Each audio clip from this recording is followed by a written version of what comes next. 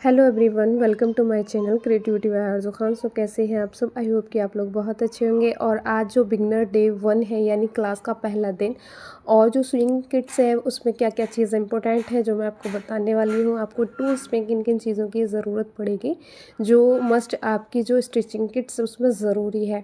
ठीक है, तो आज हम बताने वाले हैं इन्हीं सब के बारे में। तो हम स्टार्ट करते हैं कंटिन्यू। अगर आप मेरे चैनल पर नए हो तो चैनल को सब्सक्राइब करो, बेल आइकन को प्रेस करके ऑल पे सेट कर लो।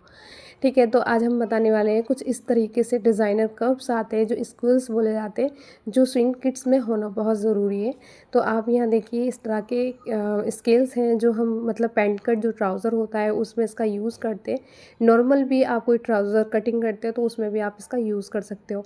बहुत ही ज़्यादा मतलब इम्पोर्टेंट और बहुत ही ज़्यादा काम आने वाली चीज़ है। तो ये आपके स्विंग किट में होना बहुत ही ज़रूरी है। ठीक है, तो यहाँ पर एक ये है डिज़ाइनर कर्व, इसको हम बोलते हैं।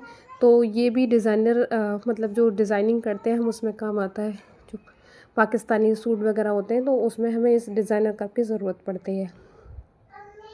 तो इस तरह से हमारे जो स्केल्स होते हैं ये स्ट्रेट स्केल्स है हमारा, इसका भी हमें यूज़ स्विंग किट में करना होता है। और ये भी हमारा एक डिज़ाइनर कर्व है, इसको बोलेंगे हम आर्म कर्व। जो हम फिटिंग का जो निशान लगाते हैं तो वो इसी के लिए, मेजरिंग करने के लिए इसी से बेस्ट फिटिंग का निशान लगता है। मेजरिंग भी अच्छी होती है और जो शेप होता है वो बहुत अच्छी तरीके से निकल के आता है। तो ये भी आपके पास होना बहुत ज़रूरी है।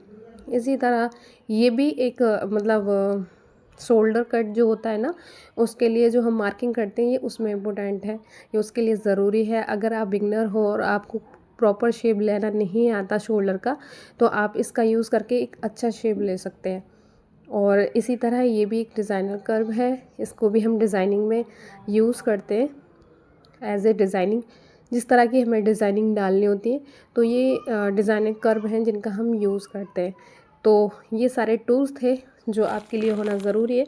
यहाँ मेजरिंग टेप है, हम इसको इसके बारे में डिटेल्स हैं बताएंगे दूसरे किसी वीडियो में, तो आप ज़रूर देखा सेकंड डे में, जिसमें मैं आपको मेजरिंग टेप के बारे में बताऊंगी सारी चीज़ें। तो यहाँ सीज़र है, तो इस सीज़र का भी होना बहुत ज़रूरी है जो फैब्रिक कटिंग के काम में आता है। और ये इलास्टिक है, ये भी आपके पास होना बहुत ज़रूरी है। अगर आप इसको इकट्ठे में ले लेते हो तो फिर आपको ना स्विंग में बहुत आसानी हो जाती है, क्योंकि हम इसे मतलब मार्केट से बार बार मंगाते हैं, उसमें बड़ा डिफरेंट होता है। अगर आप इसको लेकर रखेंगे तो ये भी काफ़ी काम आएगा आपके। और यहाँ कुछ पेचक हैं जो हमें सिलाई में काम आने वाली है, तो ये भी आपके पास होना बहुत ज़रूरी है। और ये बाबिन है और इनका भी होना बहुत ज़रूरी है आपके स्विंग मशीन में। आप इसको एक्स्ट्रा लेकर रख सकते हैं, जैसे कि मैं एक्स्ट्रा लेकर रखती हूँ। अभी एक मशीन में है और एक ये है, और इस तरह से मेरे पास बॉबिन्स भी कई पड़े हुए हैं, तो ये भी होना आपके पास बहुत ज़रूरी है। उसी तरह हमें यहाँ पर नीडल्स का यूज़ करना है। जो आपका स्विंग नीडल्स है इसका भी बहुत ज़रूरी है मशीन के लिए लाकर रखना। पूरा पैकेट, मैं यहाँ पर पूरा पैकेट लेकर आई हूँ। तो ये बार बार ऐसा होता है कि कभी कभी हमारी जो सुई वगैरह टूटती रहती है तो हमें ज़रूरत पड़ती रहती है, तो ये भी आपके पास होना ज़रूरी है। उसी तरह हमारे पास ये भी जो दूसरा पैकेट है नीडल्स का, ये भी होना चाहिए। ये हमारे तुरपाई वगैरह में काम आता है।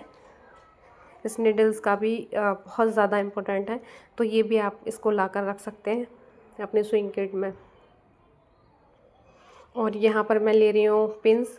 जो हमारे जो फैब्रिक होता है ना, कोई मतलब सिल्क फैब्रिक होता है, कोई डिज़ाइनिंग वाला फैब्रिक होता है, तो वो मोस्टली क्या होता है कि जब हम उसको मेज़रिंग करते हैं या फिर मतलब जब हम कटिंग करते हैं तो बहुत सरकता है। इन सब की हेल्प से वो कपड़े को सरकेगा नहीं। हम जब भी इसकी कटिंग करेंगे तो स्पिन का यूज़ करके करेंगे। और ये मार्किंग चौक है जो मैंने यहाँ पर ले रखी है। आप अपने अकॉर्डिंग कुछ भी ले सकते हैं। चौक भी आती है उसमें, वो भी यूज़ कर सकते हो, बट मुझे ये ठीक लगती है तो मैं यही यूज़ करती हूँ। तो इस तरह से हमारे स्विंग किट में ये सारी चीज़ें होना ज़रूरी है।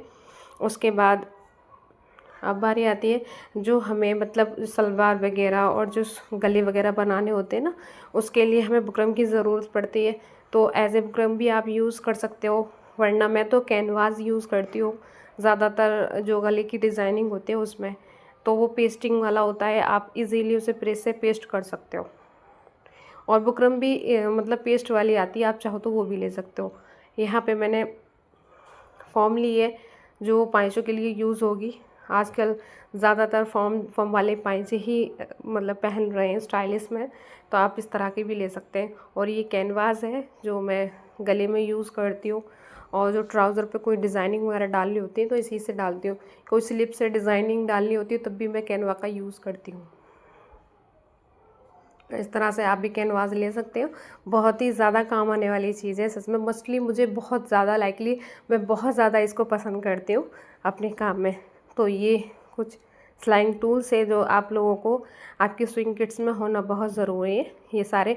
और अब इन मेजरिंग टेप के बारे में मैं अगली वीडियो में आपको बताऊँगी डिटेल्स बाय डिटेल। अगर आपको इंच टेप चलाना नहीं आता है तो आप नेक्स्ट वीडियो ज़रूर देखें। और अगर आपको मेरी ये वीडियो पसंद आई हो तो लाइक शेयर सब्सक्राइब करके ज़रूर जाए।